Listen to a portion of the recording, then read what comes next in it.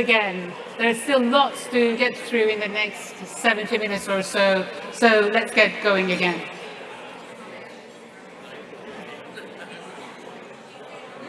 One impact of the menopause is the exodus of millions of women who leave the workplace. Davina McCall, Sex, Mind and the Menopause.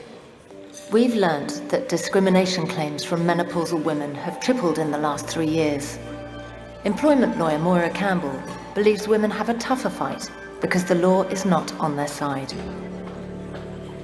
There's no legislation which references the menopause. When people come to me in this situation, they're at a crisis point and they're very vulnerable, they're tired, and so the last thing they want to do really is to fight, and it very, very often results in the employer and the employee reaching a resolution by way of a settlement agreement, so they get paid off very often. Native Americans have made invaluable contributions to American culture across art, food and language. Melting pot.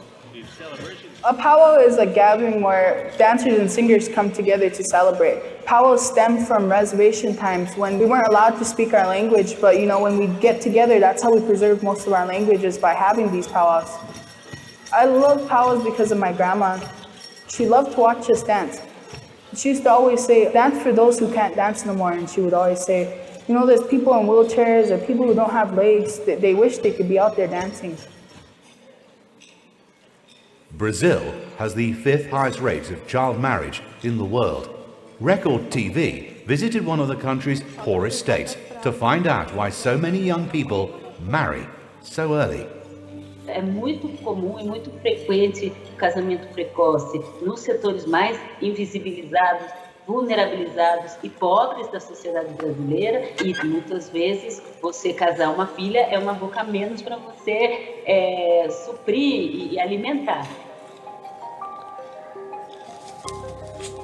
A fome atinge 19 milhões de brasileiros e mais da metade da população do país está em situação de insegurança alimentar, ou seja, sem saber se terá o que comer. Warship Life at Sea gained unprecedented access to the 4-month tour of duty of Royal Navy frigate HMS Northumberland. The crew contended with fire and floods before finding themselves in close contact with an increasingly aggressive Russian Navy. There's no doubt now. Record is hot, sir. Visual, sir. It is the Russians. I have detected Prob Sub 7221. It's rare enough to detect a Russian submarine on the sonar. In contact. Speed 8 knots. But almost unheard of to get eyes on from the surface.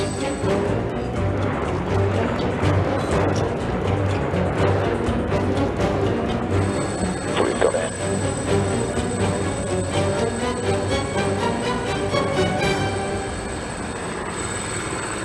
Whatever. A worryingly large proportion of Britain's social housing is in appalling condition. Tenants complain to their council or housing association, yet their legitimate calls for help are ignored. Surviving squalor, Britain's housing shame. It was a mushroom camps for me. What, in the wall? It's not even one.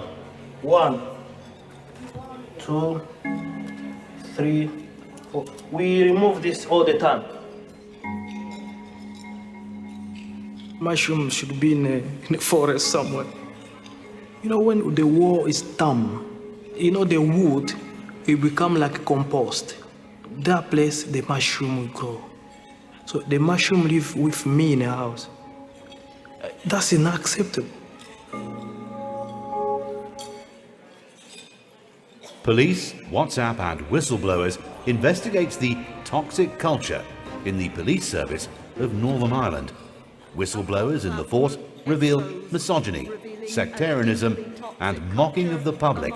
But you've just shown me a conversation in which they're talking about sleeping on duty and doing their own stuff on duty. And then you give me a picture of a young police officer whose head has been mounted onto a terrible picture of a girl covered in blood. I can't understand that any officer in that WhatsApp group would not have called it at that stage. Reported it? Yeah, and because they're under an ethical duty to report wrongdoing, and I cannot see that that's anything other than wrongdoing. In India, Hindu nationalists claim Muslim men are tricking Hindu women into marriage to convert them and create an Islamic republic. 101 East, Love and Faith in India. देश के अंदर जो love जिहाद की घटनाएं आपके भी सुनने में आ रही होगी दिन प्रतिदिन कहीं ना कहीं। लव जिहाद एक इतना बढ़िया षड्यंत्र है कि 2050 तक कैसे हिंदुस्तान को मुस्लिम राष्ट्र बनाया जाए। हिंदू लड़कियों को ही अपने प्रेम जाल में फंसाकर और उन्हीं से शादी कर उनसे ही 10-10, 15-15 बच्चे पैदा कर वो अपनी जनसंख्या बढ़ाने का कार्य कर रहे हैं। इसके लिए हम बजरंग दल के कार्यकर्ता स्वयं मजबूत होकर और फिर ये उन हिंदू लड़कियों को सिखाते हैं कि आत्मरक्षा कैसे करनी है, लव जिहाद से कैसे बचना है, उन सबको जागरूक करते हैं। More hard-hitting stories from around the world. There are two commendations. Firstly, for a fresh and candid, yet thoughtful treatment of the subject. Fine Stripe Productions for Channel 4, Davina McCall, Sex, Mind and the Menopause.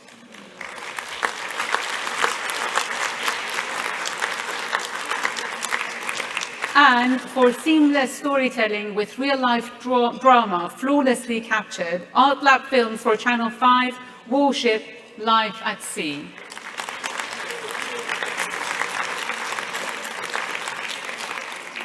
And now, the winner for a moving and impactful story that one judge said, I just had to share with my family, is ITN for ITV News and Current Affairs, Surviving Scholar, Britain's House in Shade.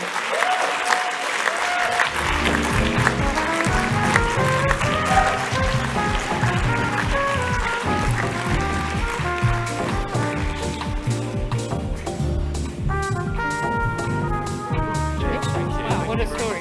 Thank you. Cheers. Congratulations. Why don't you take a picture?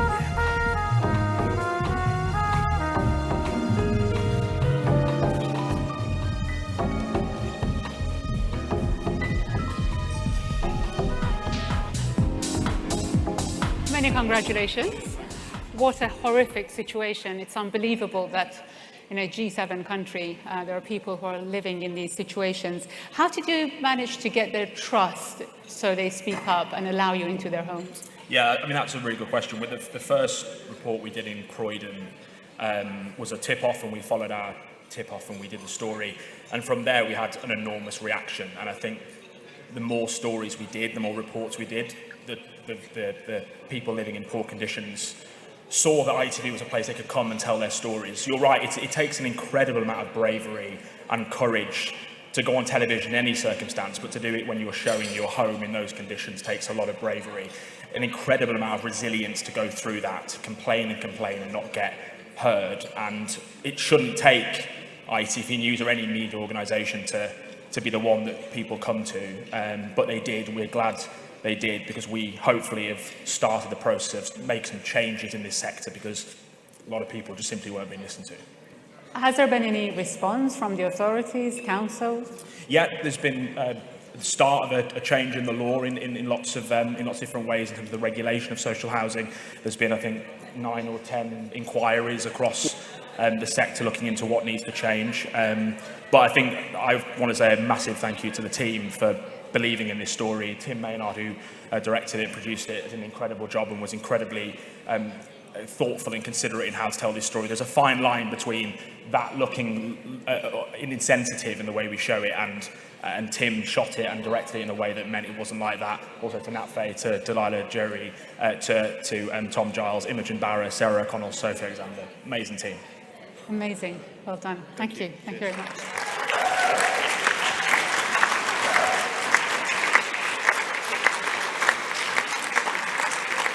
A former Irish hockey international, fronting a friendly vulture fund, and a window fitter posing as a solicitor, conned people in mortgage arrears across Ireland.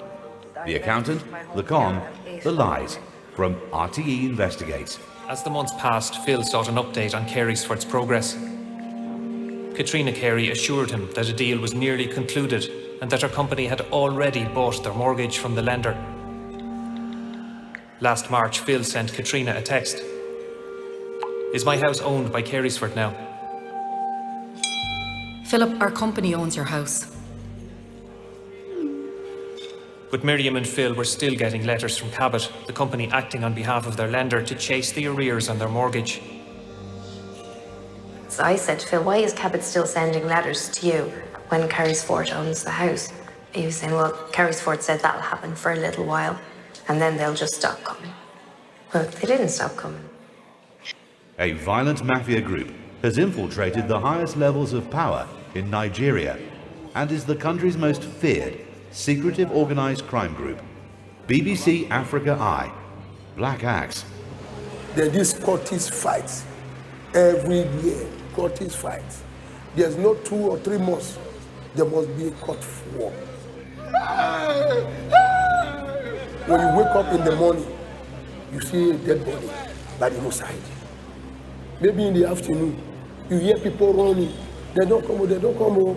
You hear boa, that boa. One person will be down. They just kill this guy just now, see. Just now. They just kill him. Canada's residential school system for Indigenous children is a dark stain on the country's history. Phoenix Satellite TV, the tragedy of the unmarked graves in Canada. 问题更大的是，校内虐儿情况很普遍。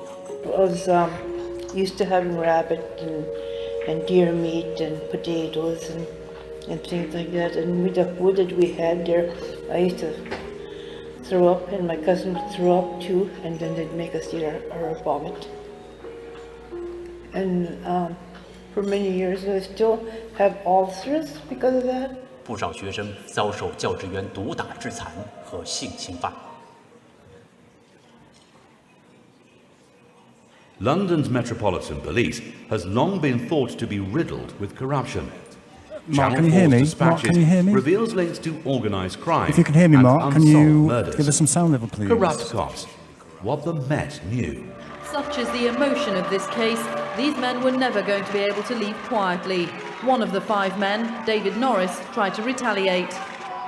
We say there were officers within the police who interfered with the investigation, slowed it down, didn't arrest, didn't do searches, most importantly, did not develop information that they had within 24 hours. Why is that? Well, we say because the officers were protecting certain members of the fraternity. Mark, can you hear me? If you can, just wave. In Egypt, Mark, if you can hear me, could you wave, please? Could you wave, Mark? Mark, can you hear me? Fillers, you must be a qualified dermatologist or Mark, could you make your camera surgeon. landscape, please? Dozens of Can you make your unqualified camera people landscape, are please? So flouting the can you law rotate it? with horrific results for many women. Beauty's ugly truth from BBC News Arabic.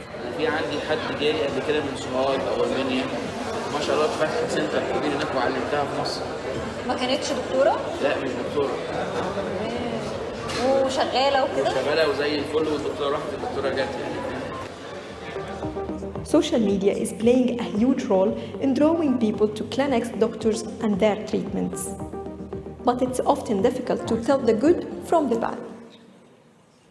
Online trolling of footballers has grown exponentially. Around 2,000 Mark, are you hearing me? abusive Are you hearing me, tweets Mark? targeted Marcus Rashford, Jadon Sancho, Mark, are you hearing me? and Are you Bukayo hearing me, Saka Mark? after the Euros final. Mark, are you hearing Hunting me? the football trolls for Channel 4. You're obviously a football fan yourself. Yeah, I've always been a massive football Mark, are you hearing me? So all these kind of monkey emojis, all this racial Mark, abuse are you that a lot hearing of me? footballers in Mark, are you particular hearing are me? receiving at the minute, can it be like the seed? Can it be that one thing that, if it's unchecked, that makes something like what happened to you happen? Yeah, 100%. If people are able to be racist online and are freely able to do it, you know, it's only a matter of time before they think that's acceptable in the public. You was obviously a nice lad, and there was 4 years where you just lost yourself a little bit. Yeah, absolutely. I mean, I could have gone so much further down the line to the more violent, really extreme, almost like hardcore neo-Nazi white supremacy level. It's like racism is just lurking online, waiting to scoop people like John up. Ruth Ellen Logan. was Mark, a are you hearing me fertility now? Are you hearing consultant. me, Mark? It's Neil in Desperate the would-be director, patients, ready to come to she you very combined shortly. Are you cutting-edge hearing me medical okay? innovation I think you probably with are. ancient South American healing. But it was a scam. The Baby Maker. From Spotlight on BBC Northern Ireland. It costs hundreds to meet her in person and potentially thousands to become a patient. She was offering a drug that was treating women that were having difficulty in getting pregnant. If I change it to She program seemed to be sound. the lady that answered all your prayers. I do all the consultation work personally, so I see the patient usually at the depths of despair, and I get to see them as mummies and daddies, which is just pretty amazing. Go lights, cut. The judges commended 2 programs in this wide-ranging set of entries. For a raw, powerful and brave production, a commendation goes to BBC Africa Eye, Black Axe.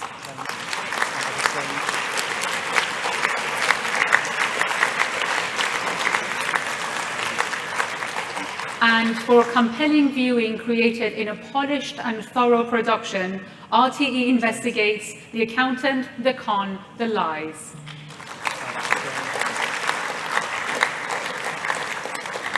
And the award goes to a program that gained unprecedented access to a specialist policing unit and which raised vital issues. Flickr Productions for Channel 4, Hunting the Football Trolls, Jeremy Dennis.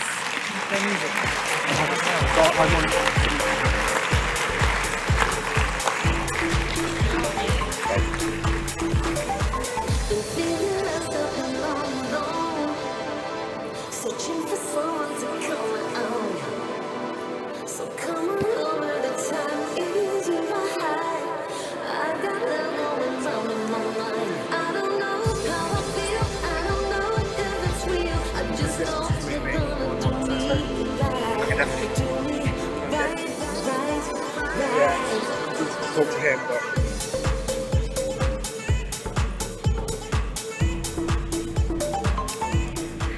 Very well done. So you got to the heart of the UK's policing of online racial abuse. What was involved in that? Sorry, I'm a little taken aback because the category was so amazing. There were so many amazing films in this. I really didn't think that we would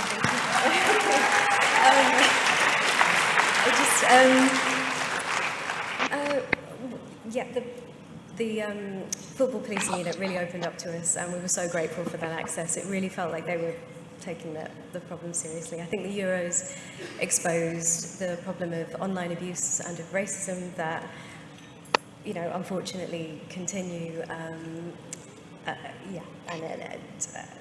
think they do. Yeah, they were making really great efforts to. I think what was wonderful about having Jermaine as a presenter is that he helped to humanise the impact of abuse and racism, which I think we sometimes forget there is a real human impact to, especially when people feel remote or protected by fame or celebrity. I think it still has a huge impact on society.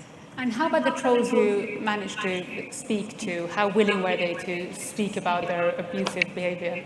I think the man that spoke to us was incredibly brave. He was the other side of it, but he spoke with a real willingness to look back on his actions and try to understand them in a way that might help other people to not fall down that rabbit hole. Thank you very much.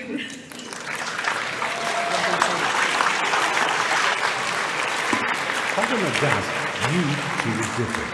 Raised in a strict Algerian Muslim family in the poor suburbs of Paris, she struggled to reconcile the feelings she was developing with her faith.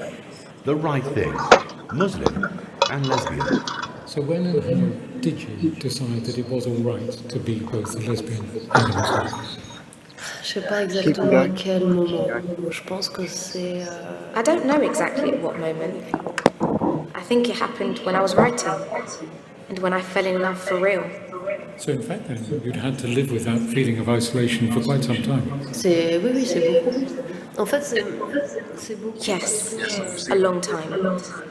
because the image I'd had in my head of a lesbian was of a woman who couldn't look like me. The lesbians in France, in Paris, are white women, probably lesbians. In a segregated US, black audiences, entertainers and entrepreneurs established their own network of live performing venues known as the Chitlin Circuit. Let's hear it for him, huh? Mr. Bobby Ray. Ray Charles, Little Richard, Tina Turner, the Jacksons all played the circuit.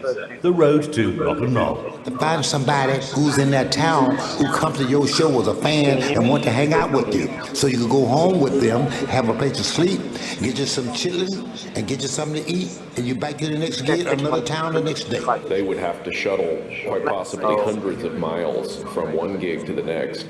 And being black and traveling on the open road during this period of segregation and police brutality in American history, I'm so glad we've gotten over all of that now. Something is holding me back. Is it because I'm black?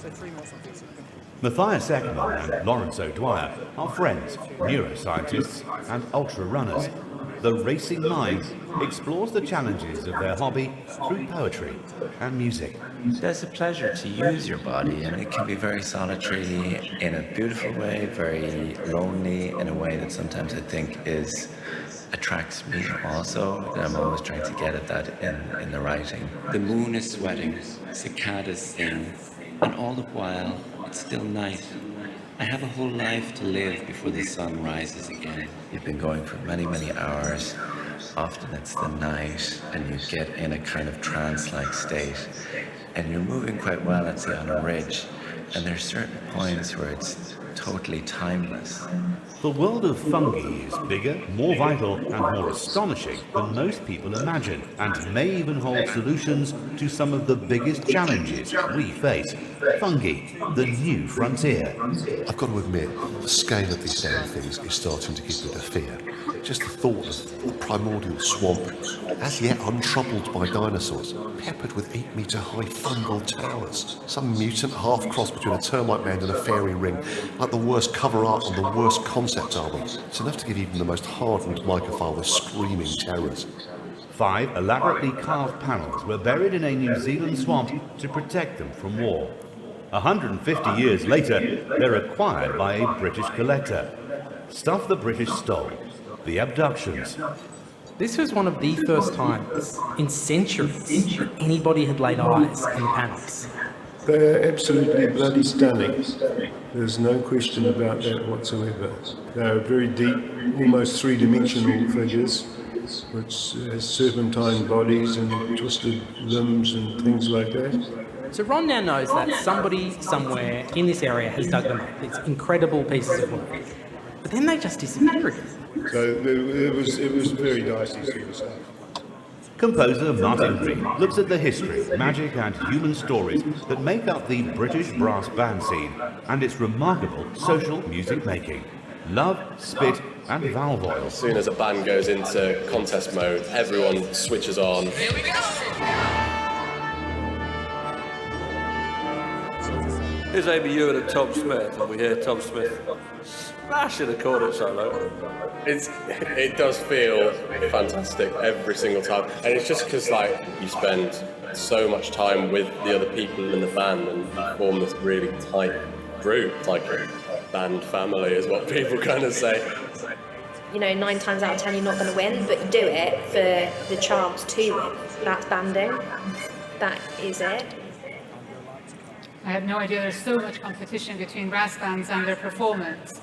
So, in this category, there are 2 commendations.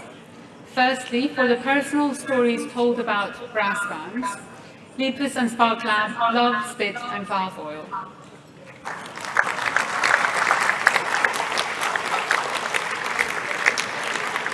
And for the riveting storytelling and ambitious sound design, Loftus Media for BBC Radio 4, Fungi, the New Frontier.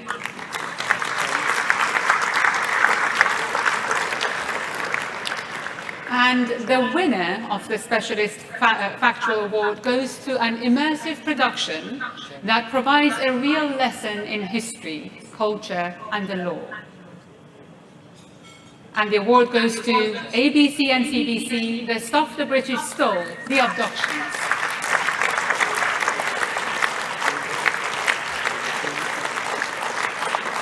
Now, unfortunately, our winner can't be with us this evening, but through the internet.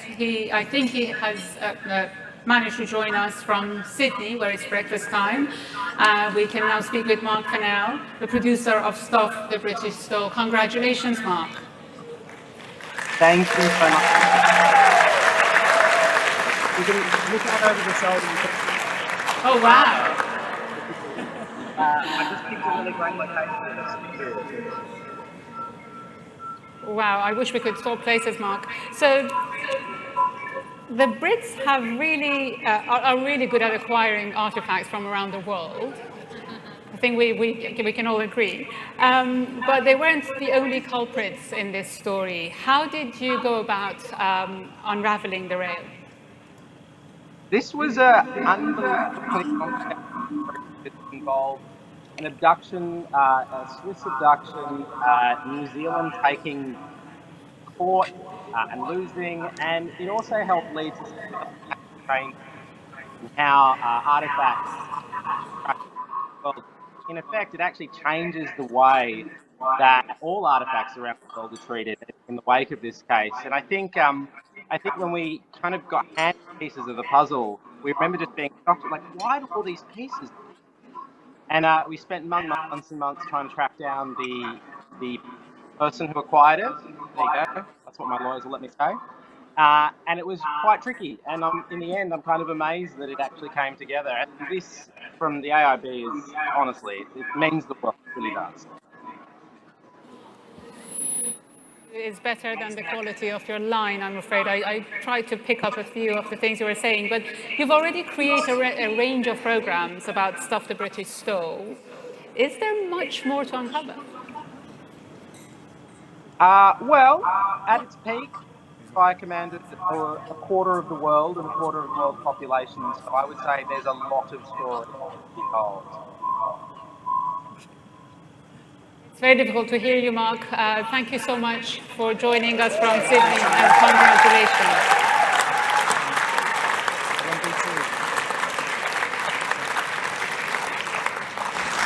Domestic abuse of any kind is widely condemned. But what if the abuser was your own child, and as young as 4 or 5? It's a constantly growing problem, as child-to-parent abuse reveals. Michelle John felt so unsupported in her own experience of child-to-parent abuse, she set up a charity last year. We would never ever suggest to an intimate partner victim of domestic abuse, you need to go on a programme or a course on how to learn how to be a better partner. We wouldn't do it, but yet the first thing that parents are told, go on a course to be a better parent. No parent wants to call the police on their child. When they're picking up that phone at a crisis point, asking for help and support, and they're met with, they're 5, what do you mean you're frightened of them? Be a parent, it's not our job, we're not coming out. They feel even more isolated and alone.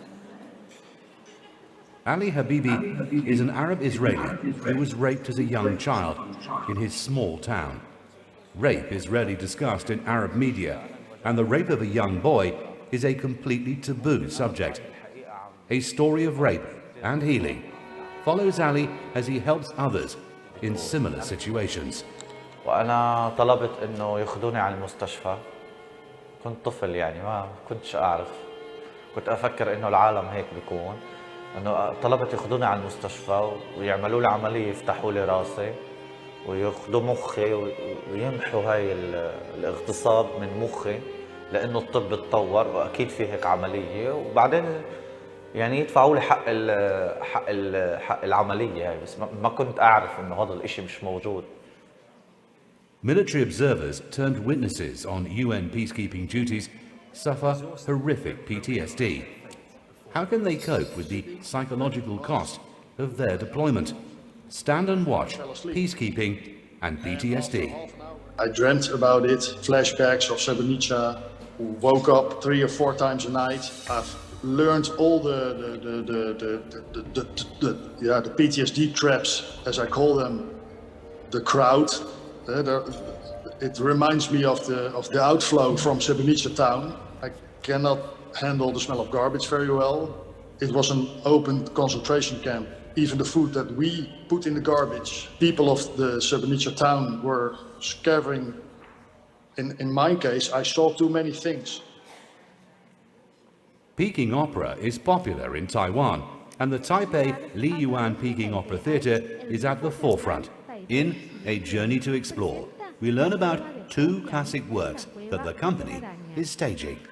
为何我们要把一出文戏《洪阳洞》跟一个武戏《盘丝洞》放在一起？其实就是让大家知道说，其实我们新剧团有能文能武，因为盘丝洞既也要唱，也要能演，也要能打。En el camino hacia el oeste, en busca de los textos religiosos, el monje Tang Sen y sus discípulos, el mono Sun Wukong, el duendecillo de agua Sha Wujing y el cerdo Chupa Jie pasan por la cueva de telaraña. In the first few months of the pandemic, teenage pregnancy rates tripled in parts of Kenya. Project Elamu uses the power of dance to provide respite for these young mothers. Kenya, the lost girls. Poverty has so many ways of disrupting us, but good education can build resiliency in you. And so my aim is to use dance as a tool to make children have their self-realization, to make children know who they are and what they want for their future, and that everything is in their hands. In Start Here, Sandra Granthman travels to Lithuania to investigate how Russia's invasion of Ukraine has galvanized NATO and explains why NATO's Eastern Front has become such a focus of attention. And NATO is now rethinking its strategy in a big way. Right now, its battle groups in the east serve as what's called a tripwire defense, basically enough soldiers to slow down an invading army, but nowhere near enough to defeat it. So they're talking about a new plan. NATO's Secretary General is calling it a reset, moving away from tripwire deterrence to something more about denial or defense. What he means is a much bigger force, one that would be capable of taking on an invading army. Let's hope NATO won't have to take on an invading army. That's a news that none of us want to report. We have commendations for 2 short features. First, for sensitive treatment of a difficult and not often discussed subject, Channel 5 News ITN Child to Parent Abuse.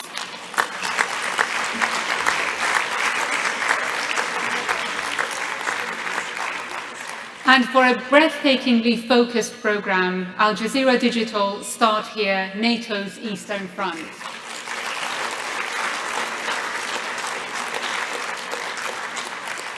And the winner for an inspirational film that lets the community speak for itself, Bloomberg News, The Paycheck Kenya, The Lost Girls.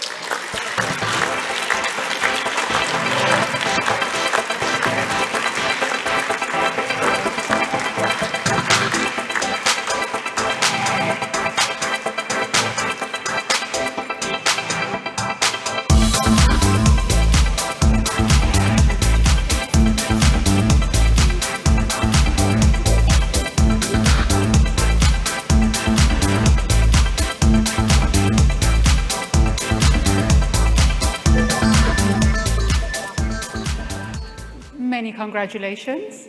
Tell us why were you attracted to this story? Why, sorry? It's again? Tell us why you chose this particular story.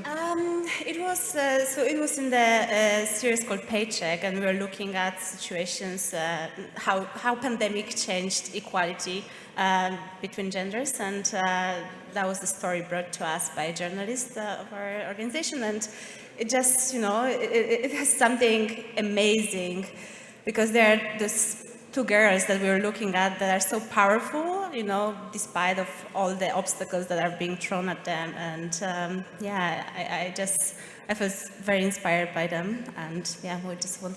It's a story that resonates to many women across the world. As a woman, did you feel closer to the topic? I felt very close to the topic, especially that one of the main characters is a mom that was a teenager when she gave birth. And I was 1 month pregnant when I was filming this story, so yeah, I felt very, very connected. But it was also very, very difficult journey, I would say, because just leaving them behind where they were and just coming back to my home felt very traumatic, I would say. Just, like I would like to be able to help them more. Thank you very much. Congratulations.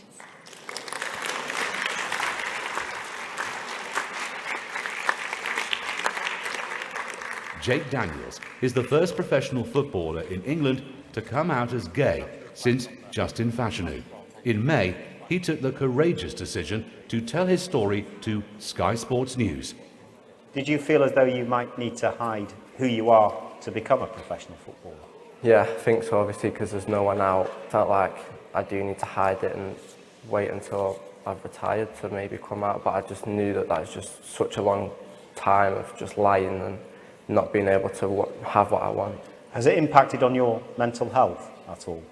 Yeah, it did impact on my mental health, but I just came across that just because I knew that what I wanted, and it was just a short period of time of just overthinking and stress and just a lot that came to my mind at once. But now, it's just all gone and I'm just confident and happy to be myself finally. The murky world of football funding, ownership and governance involves opaque offshore trusts, fraudulent due diligence reports and false identities, as The Men Who Sell Football reveals.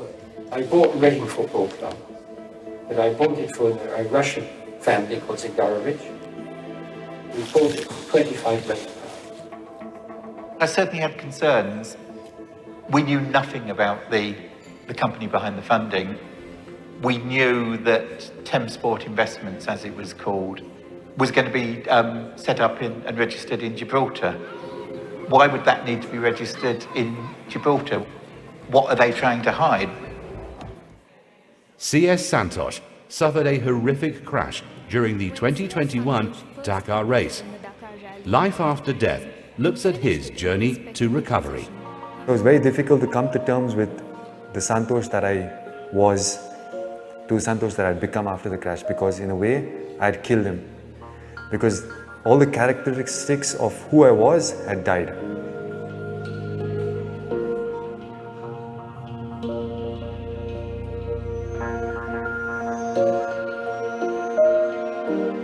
Because I've broken many bones, and breaking bones is a lot of pain, which I could deal with, and I was always strong about it. But the fact that I hit my head in a way that changed who I was as a person is something that even today I'm trying to deal with it. Now we have an outright winner for what the judges described as an outstanding example of world-class journalism. And the winner is Al Jazeera I Unit, Al Jazeera Investigations, The Men Who Sell Football.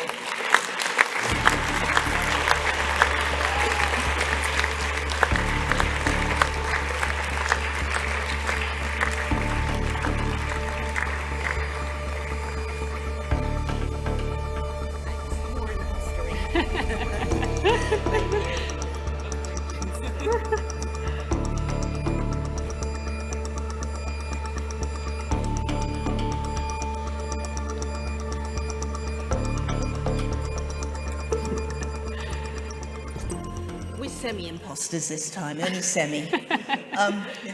So David Harrison and Jason Gwynn worked on this for about 3 years, and we then put out 3 films backwards. So through this story, the dodgy agents in the UK sent us to Cyprus. In Cyprus, we then got a leak of something over 1,000 names of people who'd bought golden passports.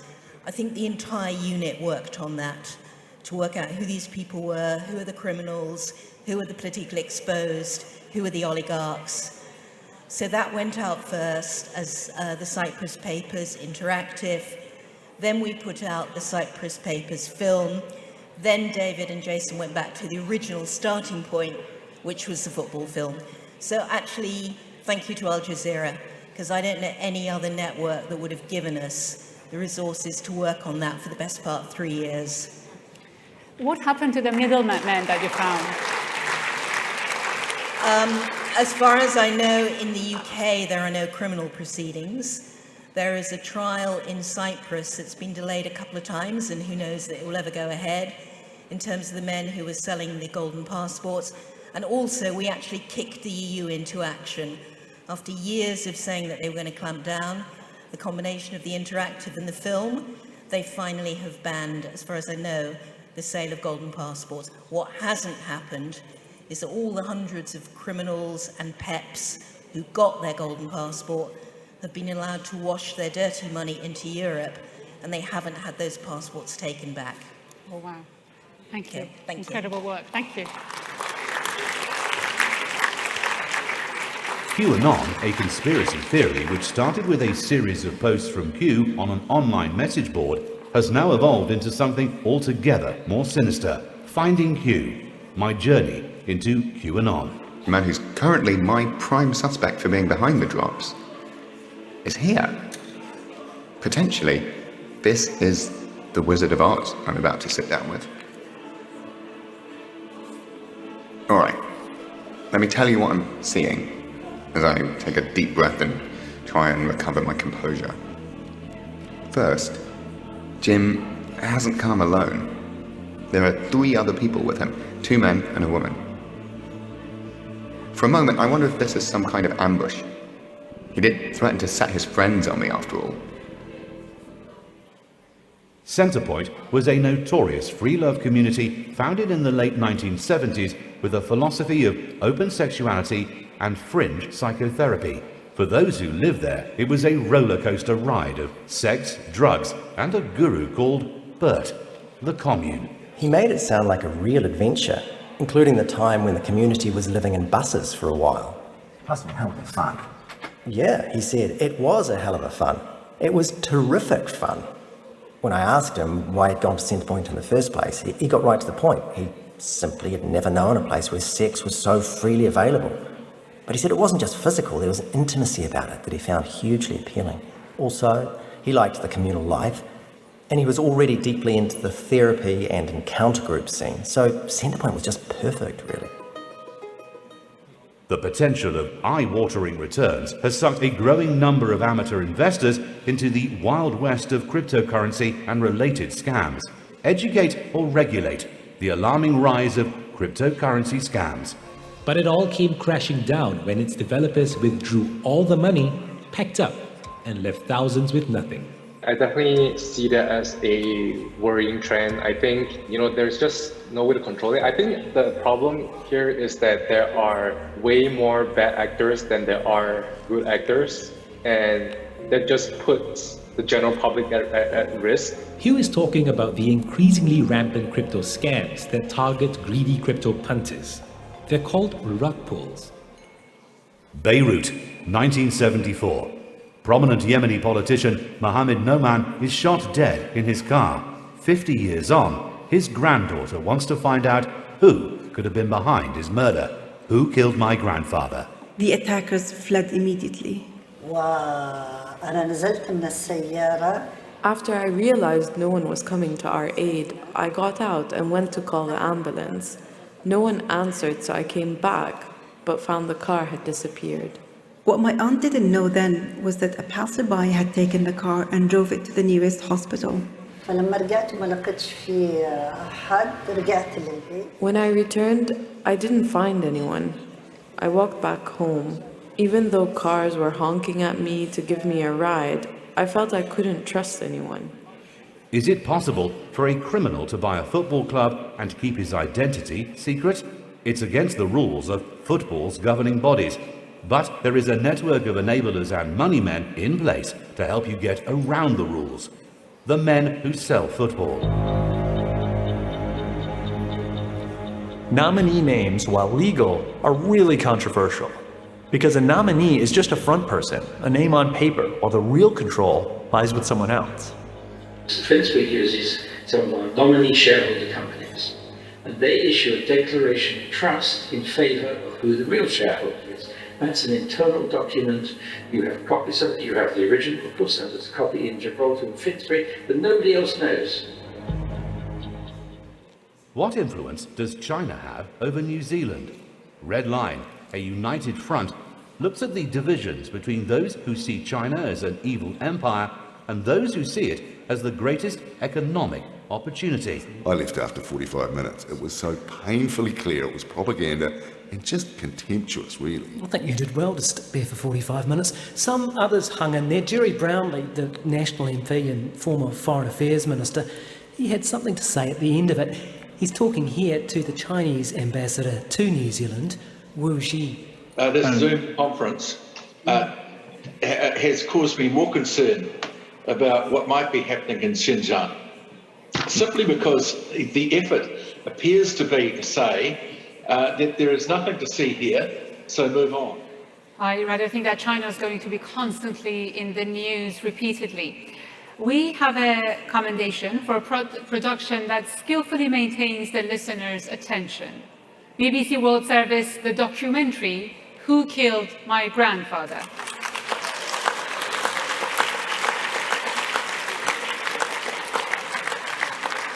And the winner of the Investigative Radio Award for a must-hear production that teleports the listener into the heart of the action, a Tortoise Studio production for Audible Originals, Finding Q, My Journey into QAnon.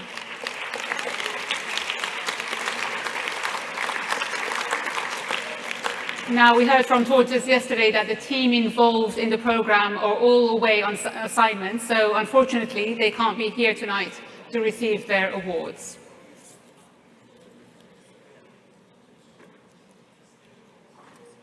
You don't have to venture far from our cities and towns to experience nature. Back to Nature from the ABC guides viewers through the wonder and awe of the Australian landscape. You know, these trees, their root system, they extend as far underground as that leafy canopy. So what you see there is what exists under the ground. So they mirror themselves.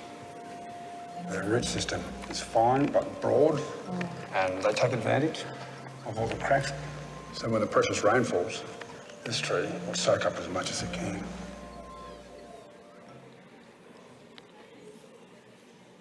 Satoyama, Niigata, living with snow, looks at the ecosystem of humans, animals, and the natural environment that has developed over centuries.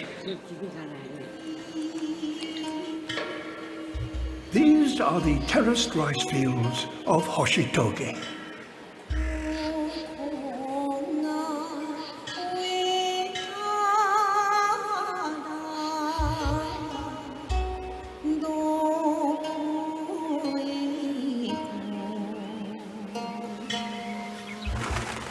After 6 months of snow, the spring melt reveals breathtaking views.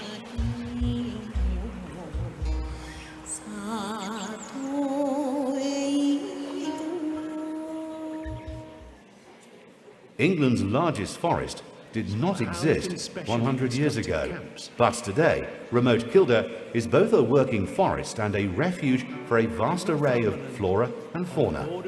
Inside the forest, seasons of wonder. Secret cameras have been placed across Kilda. There's an array of activity they can capture when no one is around. In the trees, there's the sound of one of Kilda's best-loved characters, the red squirrel.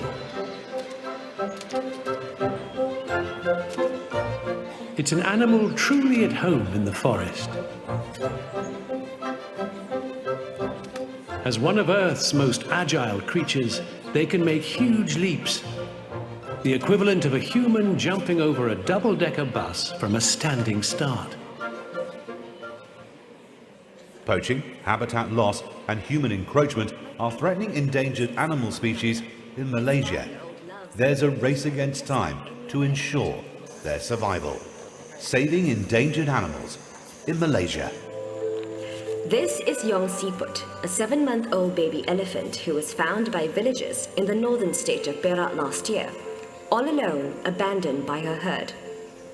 She was eventually rescued by wildlife officers who had found her in bad shape, bitten by wild dogs. Over the last few months, Yongsiput was nursed back to good health at this elephant sanctuary and will now be raised by her new family. Louisiana has been losing land for more than a century, with climate change accelerating the problem. Billions are being spent to slow the process, weathering the storms. So this is dredging. So there's a dredge that's about 4.5 miles away from the island. You can see the pipes. It's delivering sand to this island. And so what we're trying to do is put back in place the beach and dune that was there, as well as the marsh that's on the backside. Dredging is one of the tools that we use to build land. Our coastal master plan right now, of the $50 billion coastal master plan, almost $18 billion are for dredging, and we will continue to do those projects. The 2019-20 Australian bushfire season was unlike anything the modern world had seen. 46 million acres scorched, 3 billion animals killed or displaced. Photojournalist Matthew Abbott captured the apocalyptic scenes, capturing change. We've had fires before, but there's nothing like this. The image, which now I can't get out of my mind, is burning wallabies desperately running to find water to immerse themselves in. They would have perished at any rate, but by running, they're actually accelerating the spread of the fire.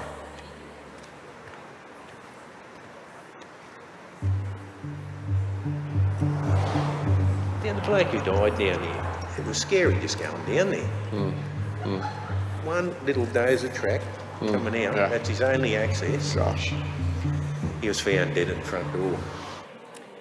Tragic stories from the catastrophe, and I'm worried that we'll be reporting far more situations like that in the near future. So we have two commendations. Firstly, for what judges said was an original format accompanied by powerful images. Meld Studios for Al Jazeera English, Witness, Capturing Change. And for a program that engages the audience emotionally in a complex situation, Voice of America News, Weathering the Storm.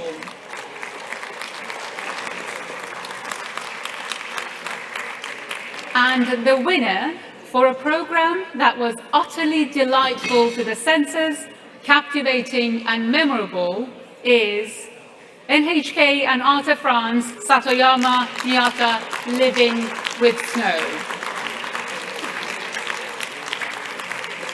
Now, unfortunately, the program makers were unable to travel from Japan, so we'll make sure that their reward gets to Tokyo soon so they can celebrate there.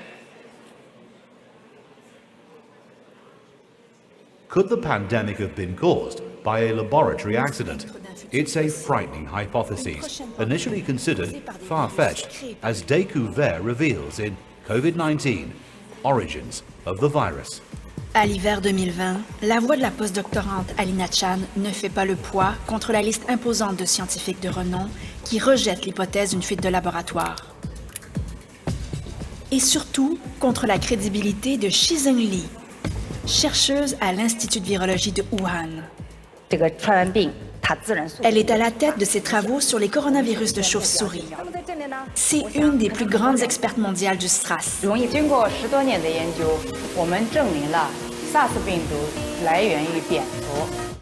Elle est surnommée la Batwoman.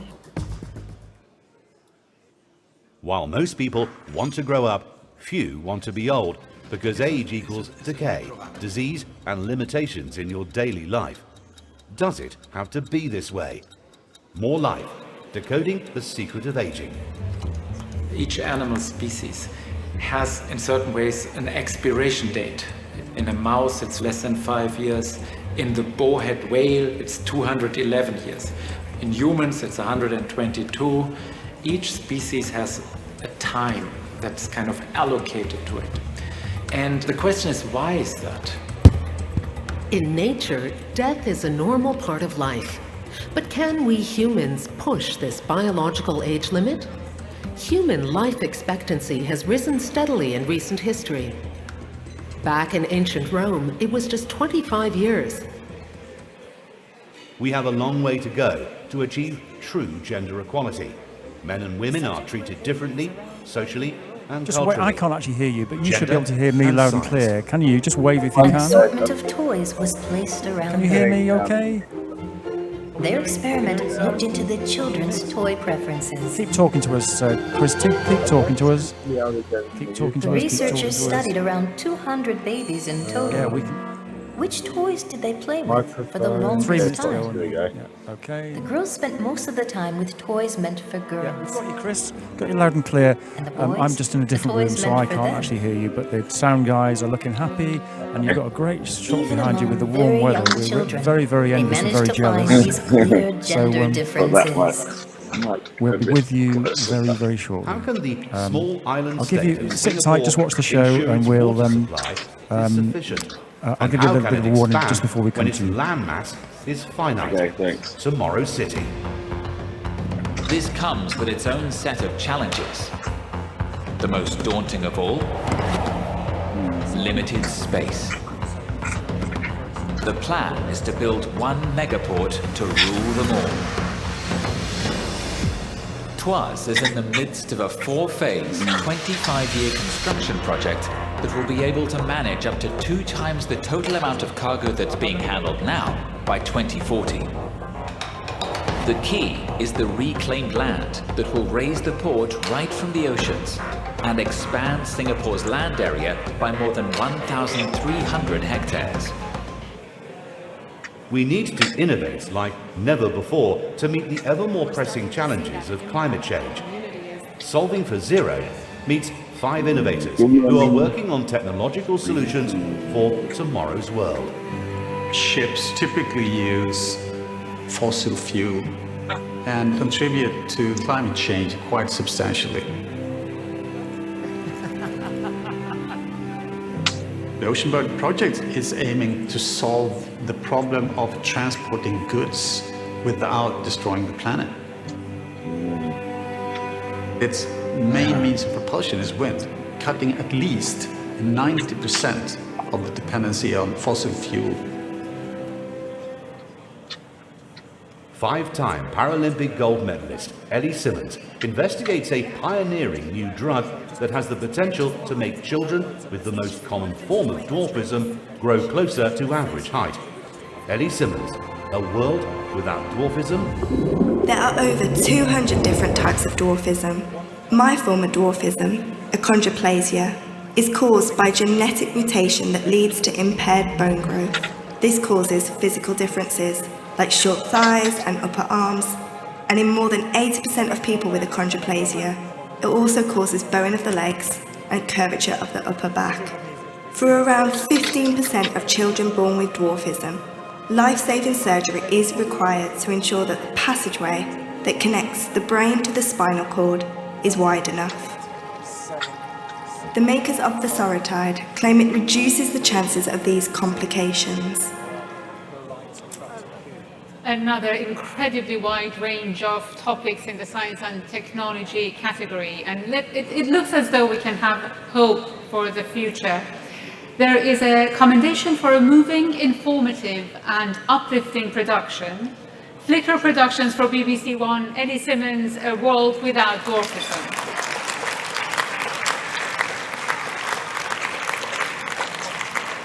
And the winner for a program that brought to life the passion and creativity of industry leaders, Wonderium and Blue Chalk Media, Solving for Zero.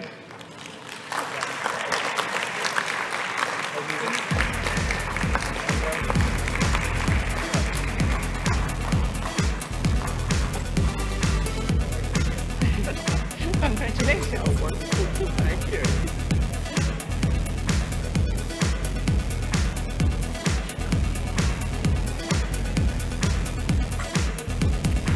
Very well done. Thank you. So you've featured 5 different innovators. How have you picked them? Well, we actually spent most of the time in this production doing pre-production because it was really fascinating to scour the globe. We shot in 5 different countries, and each country offered us an example of how the human spirit and innovation is trying to solve the climate crisis at a scale that's meaningful to the planet. Rather than having lots of worthiness in the program, there were lots of wow moments in the program. What's your advice to colleagues in the industry and in the room who would like to tackle these often complex science stories? Well, I think the one thing that we tried to do was not just do science, but also try to humanize the scientists and make it possible for people to aspire to careers, and particularly young people, careers in science, solving arguably the most pressing problem on the planet today. Thank you very much. Congratulations.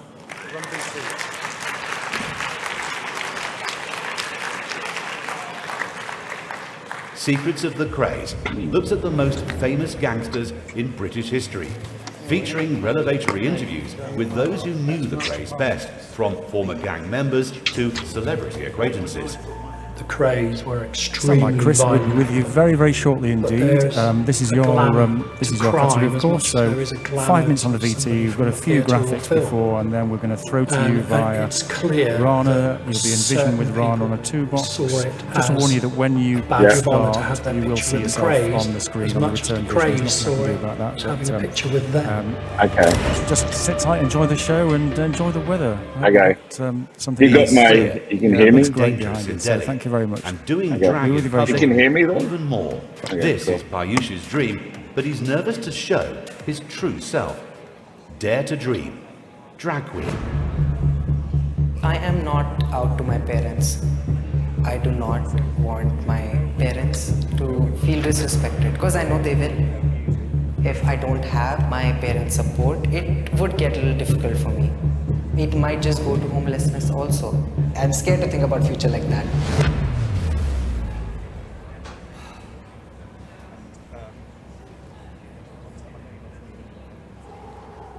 Put your hands together for the new and improved Cologne doll.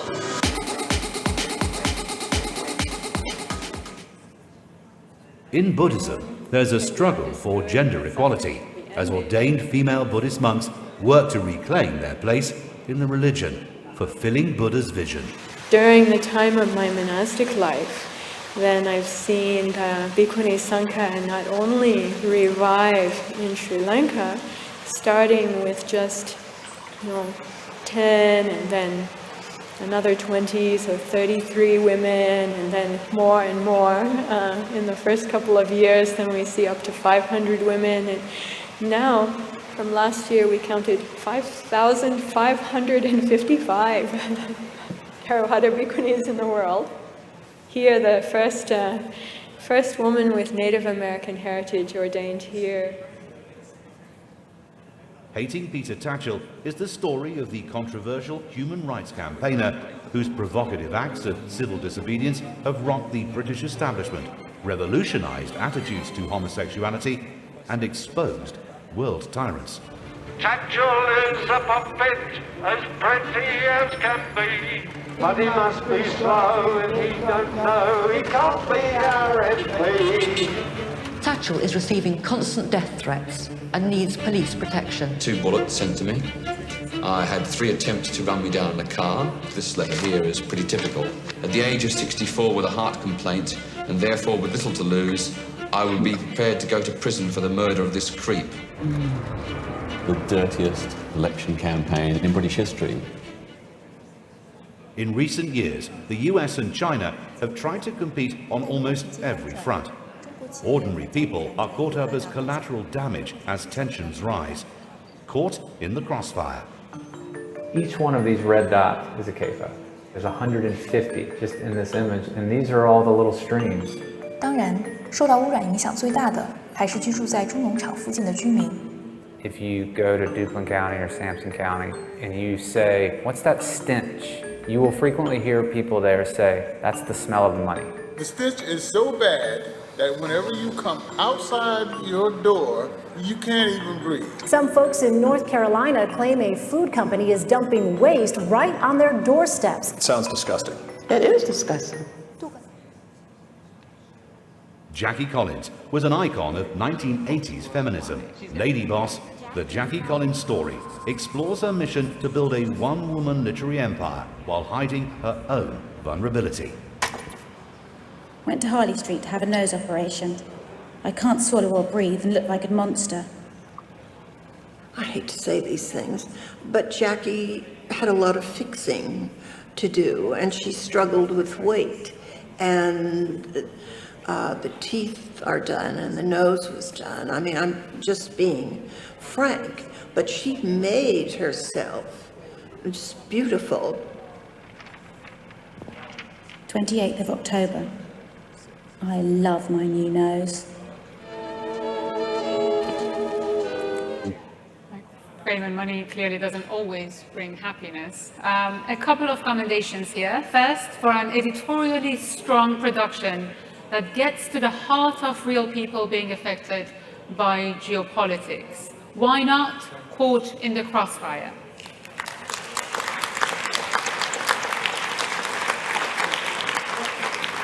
And for what judges said was infinitely watchable. Passion Pictures, Lady Boss, the Jackie Collins story. And the winner for a production that was powerful from the opening moments and highly engaging, Wilder Entertainment and Chrysler Productions, Hating Peter Tatchell.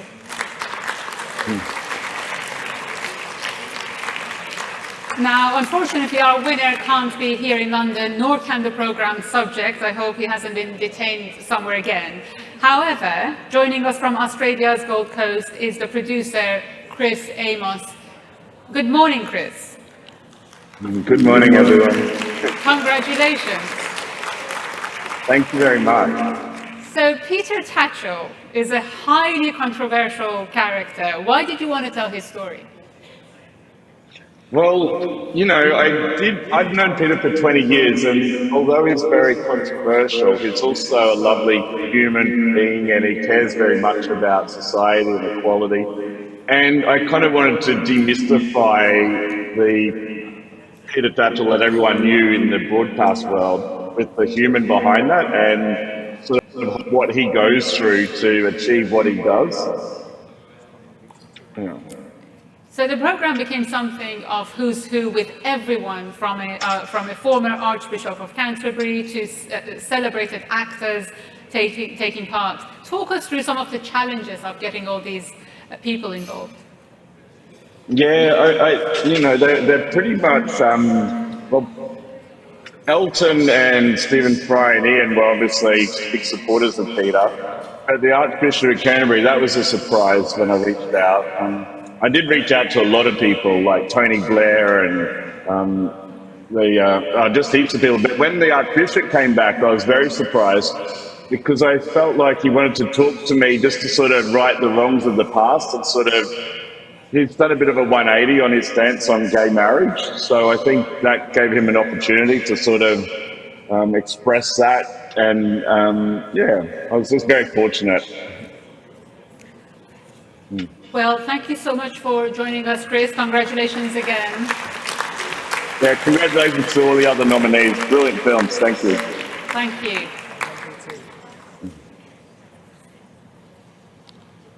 COP26 was billed as the last chance to save the world. But do the British government's claims that it's leading a 10-point Thank you, Chris. That was absolutely terrific. Really good. Thank you very much for your time. I'm sorry I can't hear you all, but dispatches. You look great, and enjoy the rest of your day. Thank you. So, it may take decades for that carbon to be recaptured by another tree. But technically, that's not Britain's problem at all. International conventions say that accounting for the carbon contained in biomass is the responsibility of the country that supplies it, not the country that burns it. And virtually all the biomass that Drax burns is imported. The carbon neutrality comes from what some call a bit of a sort of trick of the books, really, in that the biomass is zero rated in terms of carbon at the point of combustion. RSS, a right-wing paramilitary volunteer organization in India, aims to create a Hindu Rashtra, a subcontinent just for Hindus, in bad faith. By 2060, Pew estimates, there will be more Muslims in India than anywhere else in the world. देखिए मुसलमानों का तो संख्या उनकी योजना के अनुसार वो बढ़ा रहे। उनके मन में एक भाव हर समय रहता है कि जो मुसलमान नहीं है वो काफिर है, वो चाहे क्रिश्चियन हो, किसी भी धर्म के हो। इसलिए उनका तो बस एक ही फार्मूला पर वो काम कर रहे हैं कि भाई या तो मुसलमान हो जाओ, नहीं तो हम आपको समाप्त कर देंगे। तो ये तो पूरे विश्व के लिए इसको चिंता करना चाहिए। ये केवल भारत के हिंदू को ही चिंता करने का विषय नहीं है, ये तो विश्व के मंच पर इसके बाद की चिंता हो। Gaps in US laws are allowing domestic violence abusers to keep their firearms, despite being federally prohibited from having them. Fault lines, unrelinquished, reveals the extent of the problem. He would isolate her, keep her away from us. We didn't get to see her very often, or if we did, he was around. He would look at her, she couldn't laugh or be goofy anymore. That's how I kind of started noticing her personality changed. We knew something was wrong. So it's interesting not knowing that my sister was getting abused by somebody that we talk to on a daily basis. We were totally oblivious for 2 years because they were together for a while. International seafarers feed our ever-increasing appetite for the goods we buy online. But as the pandemic set in, thousands were abandoned at sea or in port, some not paid for 16 months. 101 East, forgotten at sea. 2019 November 29 ရက်တင်မောပေါ်ရောက်နေတာအခုချိန်နဲ့ဆိုရင်တစ်နှစ်ကျော်သွားပြီပဲ For Tan, who comes from Myanmar, working on the Oriental Dragon seemed like a dream job. ကျွန်တော်ကငယ်လေးတည်းကလည်းဒီကဘာပတ်ပြီးတော့ကြီးသွားခြင်းတယ်ဆိုတော့ဒီတင်မော life နဲ့လည်းအဆင်ပြေတယ်ပေါ့ကျွန်တော်အနေနဲ့ When the cruises stopped, the ship's owners in Hong Kong stopped paying them. It's been more than a year since any of the 200 seafarers marooned on board have received a salary. Partygate was the UK's defining domestic story of 2021 and into 2022, contributing to the downfall of a Prime Minister, a Metropolitan Police Commissioner, and many of the most senior Downing Street staff. Then, 6 days later, ITV broadcast footage showing staff laughing about that party. This fictional party was a business meeting. And it was not socially distanced. The next day, the Prime Minister repeated his denials. I've been repeatedly assured that no rules were broken. Then on the 10th of January, we revealed this email inviting staff to drinks in the number 10 garden, including the Prime Minister. 2 days later, he said he hadn't realised it was a party. I believed implicitly that this was a work event. Zelensky, the man who took on Putin, looks at the comedian, actor and entertainer who became the uncompromising symbol of a country under attack. Дякую усім українцям, де ви зараз не знаходились. Я обіцяю, що ніколи не підведу вас всіх. It was a watershed. It was almost like he has hacked a political system of Ukraine. It was a landslide victory. It was a really decisive win, and people were elated. Zelensky wins more than 73% of the vote. Even though he's a comedian, this is not a joke. If only all countries could have free and fair elections with some truly good people standing for high office, including my own country. A couple of commendations in this final category of the night for the balanced treatment of a complex issue, CNA Media Corp in bad faith.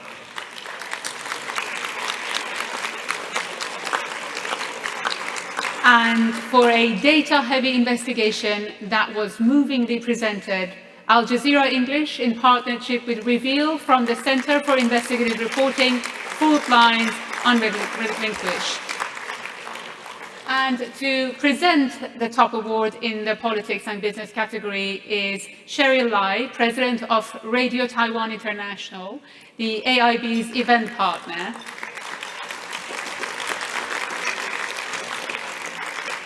And the winner for its exclusive and, as the judges said, journalism that was impressive in every aspect is ITN, ITV News, Partygate coverage.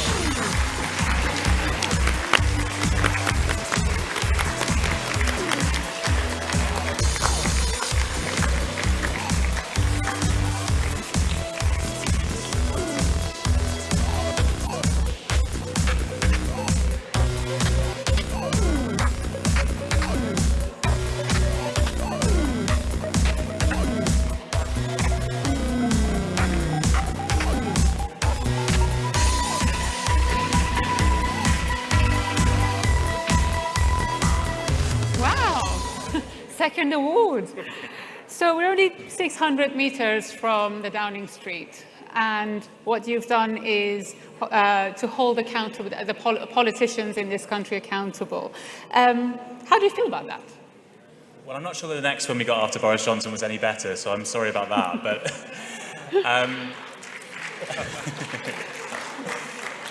I think overall, you know, the ultimate aim, as I said earlier, was to get to the truth of this story. And you saw there a bit of a montage of some of the denials from Boris Johnson, who started out telling us there were no parties at all, then that he'd attended a party that he hadn't realised was a party, then that it was all his staff's fault.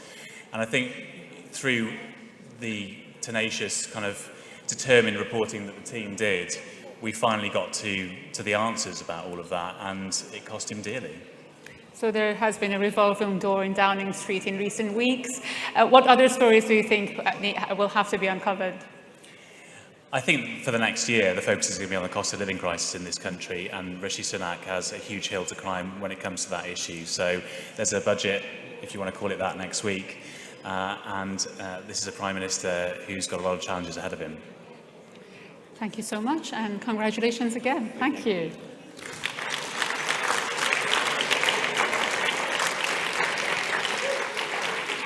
Well, let me add my congratulations, and I assure you that tonight has been a work event and not a party. What an evening it's been, though. This year's AIBs have once again provided a remarkable demonstration of the power and the importance of journalism and factual storytelling. Thank you to everybody that's allowed their work to be put forward tonight. We're very grateful, and we hope we've done you justice.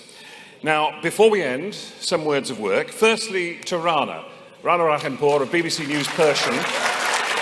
She's expertly guided us through the evening, and as a Brit who only really speaks English, I have to take my hat off to her. I can't even speak English at this time on a Friday night. Hat off to her for presenting in English tonight, but normally in Farsi, Persian. So thank you very much. I think there's a small little something arriving for you as a little souvenir.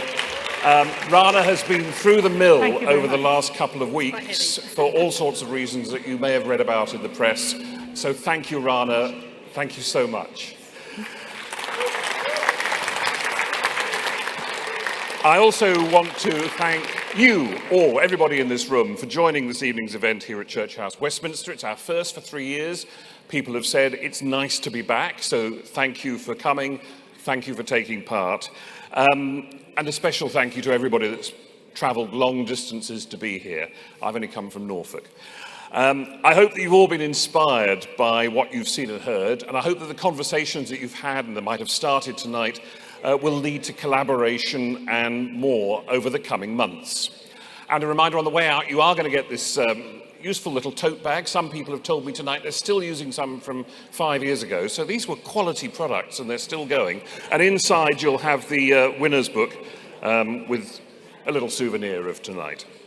Now, these awards are just one aspect of the work of the AIB that we go through all year. We work on everything from cybersecurity, sustainability, big tech to media freedom. There is, quite frankly, never a dull moment at the AIB headquarters. As we draw to a close, let me make my final thank yous. First of all, to our event partner, Radio Taiwan International.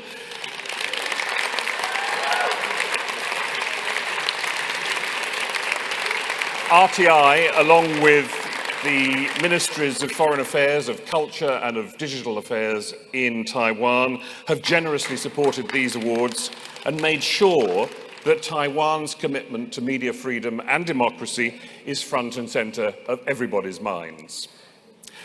And I must also thank the small team that works on the AIBs. Their names are on the screen now. There's our incredibly capable director, Neil Stainsby. He's been doing it for a few years, with a couple of breaks for the small pandemic we seem to suffer. But he's been calmly masterminding the show gallery from the gallery upstairs alongside the technical team from Church House, Westminster. Thank you, guys. There's the AIB's Tom Ragg, who's worked closely with our event partner RTI and with the team here at Church House. He's the man to talk to, incidentally. He's on table 8, just over there. He's even standing up for you, about getting involved in the AIB's 2023. So go and talk to Tom. And then, of course, there's Claire Dance. She's somewhere over there in a sparkly outfit. There we are, in a sparkly red outfit. Without Claire, there simply would be no AIBs. It's Claire who pretty much single-handedly makes sure that these awards run without a hitch from their launch in April to the awards evening tonight and beyond. And talking about getting hitched, by this time next year, Claire herself will be hitched as she's getting married in September. Thank you, Claire. Good luck. They expect the photographs at next year's awards in November. So now I wish you farewell for this year, but do stay for a bit more socialising and networking, whatever. No partying, of course. This is not a party, this is a work event. We have the Assembly Hall till around 11:30, so please enjoy yourselves for the last part of the evening. Thank you for coming, and good night.